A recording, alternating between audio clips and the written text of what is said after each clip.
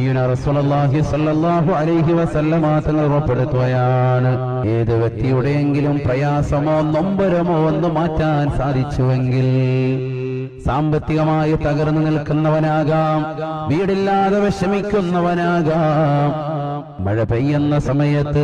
മഴവെള്ളം ഉള്ളിലേക്ക് പതിക്കുന്നതാകുന്ന പാവപ്പെട്ടതാകുന്ന കുടുംബക്കാരനാകാം, ഏതൊരു മനുഷ്യന്റെയും വിഷമവും പ്രയാസവും തന്റേതാണെന്നുള്ള തിരിച്ചറിവ് കൊണ്ട് മതം നോക്കാതെ മനുഷ്യനെന്നുള്ള പരിഗണന മാത്രം ലക്ഷ്യം വെച്ചുകൊണ്ടുള്ളതാകുന്ന പ്രവർത്തനം നടത്തുന്നവരെ, അവന്റെ വിഷമവും പ്രയാസവും തീർത്തു കൊടുക്കാൻ വേണ്ടി തുനിയുന്നവരെ തീർച്ചയായും അല്ലാഹു സുബ്ഹാനഹു വ തആല നാളെ ആഖിറത്തിലെ പ്രയാസങ്ങളും നൊമ്പരങ്ങളും വിഷമങ്ങളും തീർത്തു കൊടുക്കുമെന്ന് ഹബീബുനാ ശഫീഉനാ റസൂലുള്ളാഹി